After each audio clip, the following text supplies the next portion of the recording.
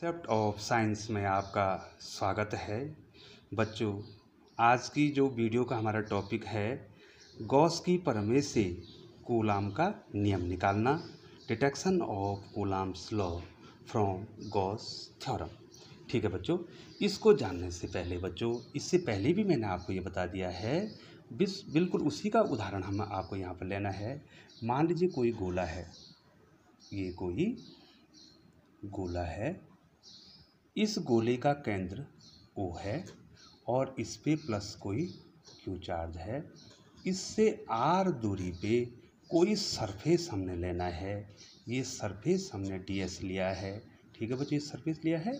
ठीक है बच्चों, अब क्या होगा, ये तो हमको पता है कि गोले में जो वैद्युत क्षेत्र होगा वो त्रिज्य रूप में इसके लंबवत होगा। ठीक है बच्चों, ये E जो है क्या होगा बच्चों, लंबवत होगा। और ये पृष्ठ भी पहले ही बताया जा चुका है, ये काल्पनिक पृष्ठ जो होता है ये भी लंबवत होता है इस पृष्ठ के। माना इस पूरे पृष्ठ का क्षेत्रफल S है, ठीक है, इसका ds है। तो ये एरिया वेक्टर, हम उस एरिया की कोई सभी एक भुजा ले लेंगे। ये दोनों क्या है बच्चों, ये दोनों एक दूसरे के लंबवत है। मतलब कौन है लंबवत, ये ds भी इस s के लंबवत है और ये e भी इसके लंबवत है। तो ये दोनों क्या हुए, पैरेलल हुए। ठीक है बच्चों, अर्थात theta is equal to 0 degree. ठीक है बच्चों, अर्थात ये देखो बच्चों, अर्थात E तथा अर्थात वैद्युत क्षेत्र की तीव्रता E तथा जो क्षेत्रफल सदिश है, ठीक है बच्चों, दोनों क्या होंगे, समांतर होंगे। ठीक है बच्चों, अब मैं इसको समझाता हूँ ये समांतर कैसे होंगे बच्चों, थोड़ा ध्यान दो बच्चों। मान लीजिए जो हमारा ये सरफेस है, ठीक है बच्चों, ये जो है ds इसके परपेंडिकुलर होता है। कन्फर्म है बच्चों, ये तो मैंने बताया था, इसके लंबवत पृष्ठ होना चाहिए। और ये जो वैद्युत क्षेत्र की तीव्रता है E, ये भी जो है गोले में त्रिज्य रूप में होते, ये भी लंबवत है, ये भी लंबवत है इस S पे, ये भी लंबवत है इस S पे। तो बच्चों क्या हो गया, ये ds जो है ये ds पैरेलल हो गया इसके E के। बच्चों अब समझ में आ गया। ठीक है बच्चों, अब हम यहाँ पर आपको बताएंगे कि इसका फ्लक्स, देखो बच्चों ध्यान दीजिए, इस ds का फ्लक्स कितना होगा, छोटा सा फ्लक्स इसलिए d लिखते हैं, d phi is equal to E dot ds। और हम जानते हैं कि a डॉट b, बार बार बता रहा हूँ बच्चों, a डॉट b बराबर क्या होता है, a b cos of theta होता है।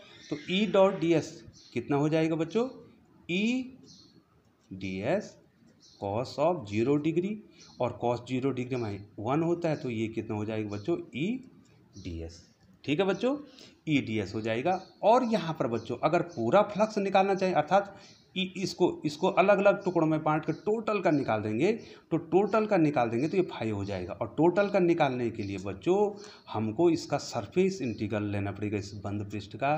तो कितने के बराबर, E ds। ठीक है बच्चों, तो E तो बाहर आ जाएगा, ठीक है, ये तो समान रहता है। और ये कितना हो जाएगा बच्चों, ये सरफेस इंटीग्रल कितना हो जाएगा इस ds के। अब ये इंटीग्रेशन, जो सरफेस इंटीग्रेशन है, यहाँ पर बता रहा हूँ, bounded integration surface integral ds, अर्थात इसको जोड़ा, ये देखो इसको जोड़ा, इस बहुत सारे पृष्ठ सबको जोड़ दिया, तो इसका वक्र पृष्ठ नहीं जाएगा, इसका पृष्ठीय क्षेत्रफल नहीं जाएगा गोले का। तो गोले का पृष्ठीय क्षेत्रफल कितना होता है बच्चों, 4 पाई r स्क्वायर। ये क्या होगा, गोले का पृष्ठीय क्षेत्रफल। ठीक है बच्चों, अब यहाँ पर बच्चों आपको ध्यान देना है, ये फाई किसके बराबर आ गया बच्चों, E इंटू 4 पाई r स्क्वायर। ये समीकरण नंबर 1 हो गया।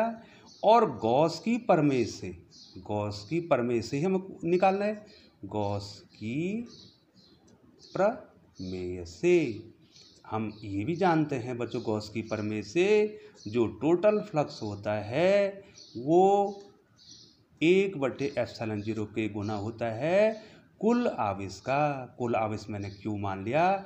तो समीकरण नंबर 1 और समीकरण नंबर 2 के बाएं बाएं पक्ष बराबर हैं, तो दाएं, ये देखो ये किसके बराबर हो जाएगा बच्चों, इसके बराबर हो जाएगा। तो अर्थात E इंटू 4πr² बराबर कितना हो जाएगा, 1/ε0 K इंटू Q के बराबर हो जाएगा बच्चों। निकालना क्या है, E, पहले इलेक्ट्रिक फील्ड निकालेंगे, ये पहले भी निकाला था बच्चों हमने।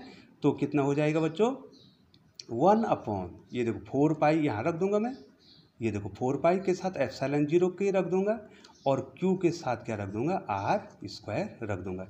ये निकला वैद्युत क्षेत्र की तीव्रता। तो केवल आपको वैद्युत क्षेत्र की तीव्रता निकालने को भी आ सकती है कि आप क्या निकालो, गॉस की प्रमेय से वैद्युत क्षेत्र की तीव्रता निकालो।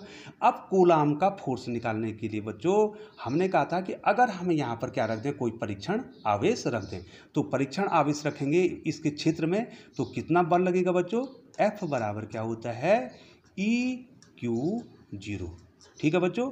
अब किसका मान रख देंगे बच्चों, इस E का, ये देखो बच्चों, इस E की वैल्यू रख देंगे तो F कितना हो जाएगा, ये कूलाम का फोर्स निकल जाएगा। देखो बच्चों 1/4πε0 के पहले से है, ये देखो बच्चों, देखो ये दिखाई दे रहा है, Q के साथ Q0 आ जाएगा।